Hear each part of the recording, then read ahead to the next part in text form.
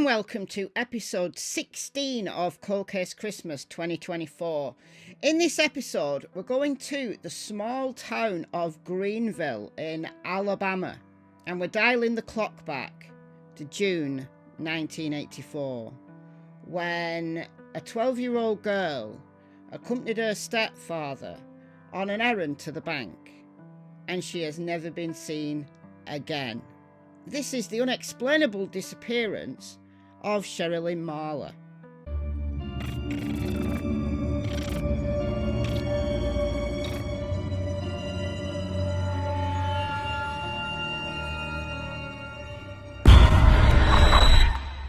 Twelve-year-old Sherry lived with her mother, Betty Stringfellow, and her stepfather, Raymond Stringfellow, on a farm just outside of Greenville. Now, on the 6th of June 1984, Sherry was out of school for the summer, and she was glad about that. She didn't like school. She was more of a hands-on learner. In her family and amongst her friends, she was called the little farmer because she liked nothing better than getting her hands dirty and helping Raymond on the farm. This particular morning, the 6th of June, Sherry's mother Betty had already left for work. Betty, I believe, worked at a Waffle House in Greenville town. Now, around 9 a.m, Raymond started getting ready to go out. Sherry said to him, "Where are you going?" And he said, "I've got to go to the bank." And she said, "I'll come with you." She had some time to kill. There was a soap opera later that day that she wanted to watch, but she just fancied a little trip into town. It wasn't far. It wasn't going to take them very long. So Raymond arrived at the bank probably shortly before 9:30, the First National Bank in downtown Greenville.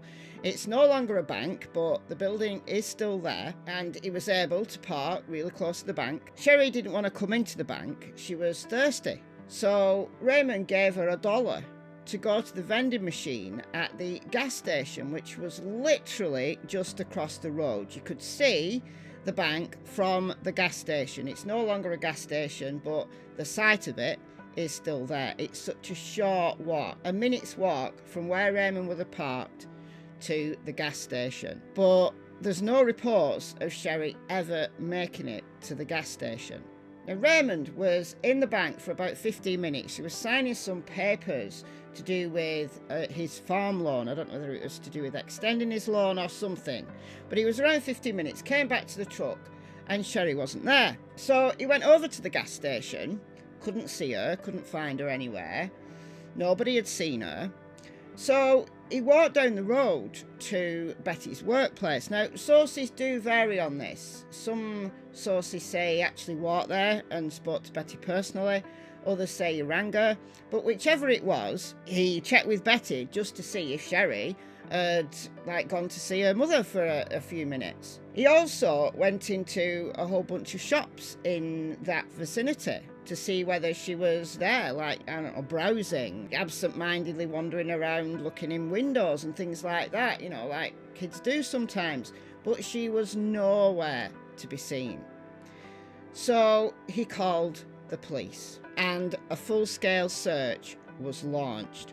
How could a 12-year-old girl disappear whilst walking across the road to a vending machine at a gas station and nobody see her? It just seemed impossible. All right, it's only a small town, but there's people out and about just going about their daily business. The search for Sherry was extensive. It included not only local law enforcement, but also the FBI. Numerous volunteers, search parties. The investigators did door-to-door inquiries. They sectioned off a whole part of the town whilst they did that on that first day, just to make sure that Sherry wasn't hiding somewhere.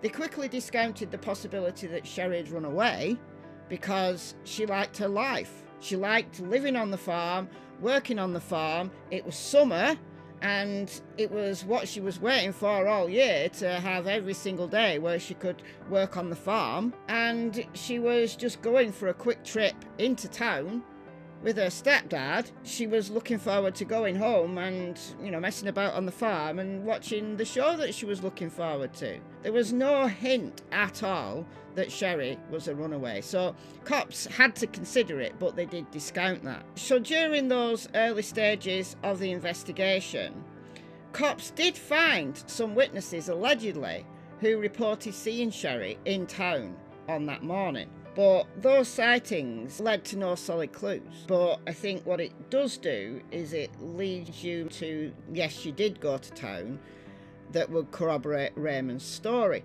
Because there were some people who thought that Sherry never made it to town, that the whole story that Raymond gave was made up, that Sherry was murdered or disappeared from the farm itself rather than from downtown Greenville. Now, cops did want to give Raymond a polygraph and he refused, which is his right. Polygraphs don't tend to be used in criminal cases here in the UK where I live, but if they were and I was questioned by the cops, I'm not sure I'd want to do a polygraph either. Anyway, he didn't want to do a polygraph, so that did strike it strange to some people, but the cops did rule out Raymond. I think they believed his story based on witness accounts that Sherry did make it to downtown Greenville, and Raymond absolutely did go in the bank signing papers during the time that Sherry would have disappeared. Betty also had an alibi because she was at work.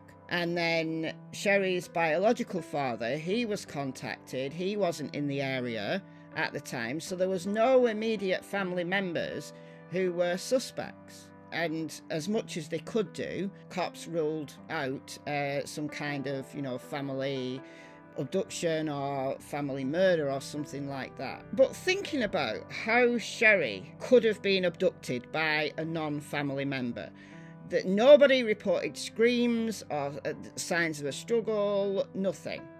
It was broad daylight between 9:30 and 9:45, and she just literally beamed up into space or something. It was that quick.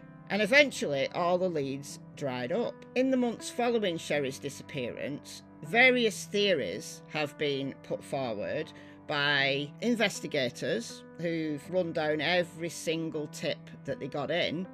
Billboards and posters were put up not just in the area, but all through the state of Alabama and beyond. And those billboards did draw in some tips from out of state. For example, 3 different witnesses in 3 different states, Georgia, Louisiana, and I think Florida, all rang in tips after hearing about Sherry's case, that they'd witnessed a young girl of perhaps Sherry's age with an older gentleman in his 50s, kind of weather-beaten face. All 3 of those completely different witnesses gave roughly the same description of this guy and a dishevelled girl who kind of looked out of it. So cops did take that seriously, but it went nowhere.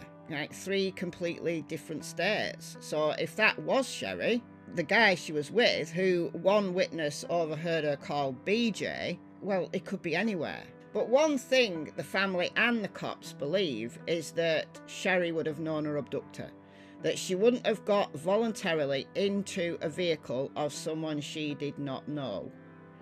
So it was most likely non-familial, but a known acquaintance of the family, which I always find terrifying. I really do. That you've got a predator who's in your broader social circle, so to speak. Now, there is a Facebook group called Sherry Lynn Marler Still Missing, and you can see here there's been various age progressed images over the years. And there's not very many posts on it these days, but they've come up with theories, and one such theory is that Sherry was abducted by someone in that local area, but her body was fed to pigs. Someone who runs that Facebook group claimed, and I don't know that there's any evidence for this is just a theory, Sherry was kidnapped by someone non-familial but that she knew well, that Sherry was pregnant when she vanished and that she was murdered and dismembered by her abductor before being dumped on a pig farm. She's posted pictures allegedly showing a severed human head on said pig farm taken in 1984. And her research has led her to the conclusion that Sherry was killed by a man who is now deceased, and she allegedly obtained the disturbing photo from a member of this individual's family. Look, there's the picture. There has been, a lot of work that's gone into this on this Facebook group. I mean, honestly, I don't see a human head there. What's that? I don't see a human head. I see a pig. I don't see a human head though.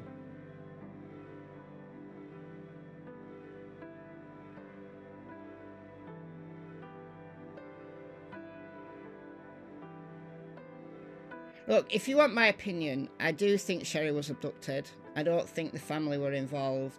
I do believe it was an abductor known to Sherry. Whether she was fed to pigs, I don't know. I couldn't say based on those pictures at all.